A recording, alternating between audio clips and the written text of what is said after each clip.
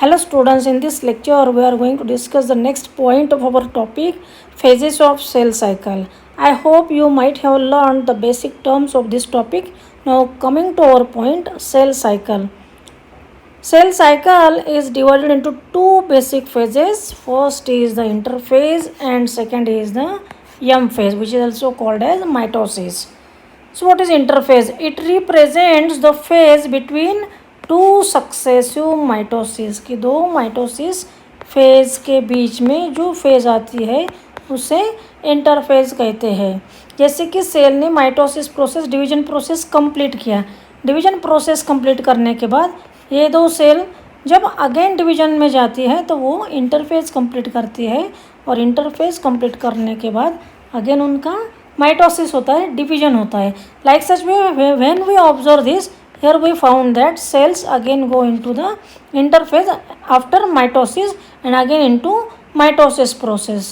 तो इसलिए इंटरफेज क्या है, दो सक्सेसिव माइटोसिस फेज के बीच में की फेज है. Interphase it is called as resting phase. Resting phase क्यों कहा जाता है? क्योंकि एक्चुअल सेल डिवीजन की कोई भी प्रोसेस यहाँ पे इंटरफेज में नहीं होती. No cell division process and therefore it is also called as a resting phase. But cell is metabolically active. Cell is metabolically active and therefore it prepares itself for division by undergoing cell growth. Resting phase कहा जाता है interphase को, लेकिन cell कैसी होती है? Metabolically active और खुद को प्रिपेयर करते हैं सेल डिवीजन प्रोसेस के लिए. उस वक्त सेल में क्या होता है, बहुत सारे ऑर्गेनेल्स का डुप्लीकेशन होता है, जैसे कि डीएनए सिंथेसिस होता है, प्रोटीन्स एंड आरएनए इनका भी सिंथेसिस होता है. And all this processes of the cell growth takes place in a sequence और in a proper order and they are also genetically controlled. Remember this.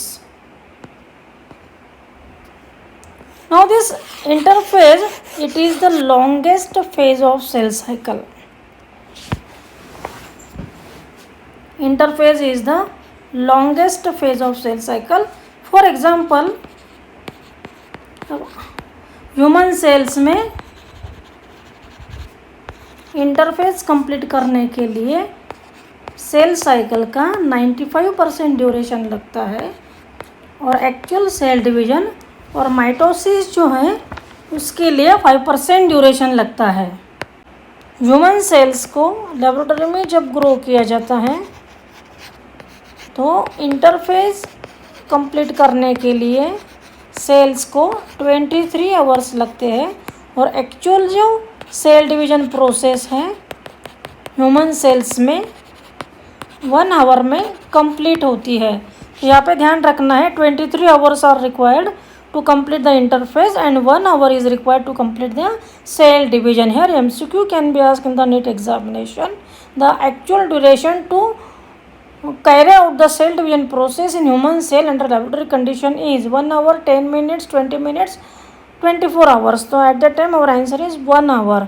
यहाँ पे और बहुत सारे क्वेश्चंस इंटरफेस पे पूछे जा सकते हैं, जैसे कि अलग अलग फॉर्मेट में true false, match the column, assertion reason, select the correct option. तो यहाँ पे एक MCQ हम देखते हैं. The phase between two successive mitosis is known as. So our answer is interphase. The cell which is resting but metabolically active and prepares itself for cell division is. So at that time answer is interphase. Now next phase, M phase, which is also called as mitosis. It represents the phase when actual cell division or mitosis occurs. कि जब cell में actual division होता है उस phase को mitosis कहते हैं.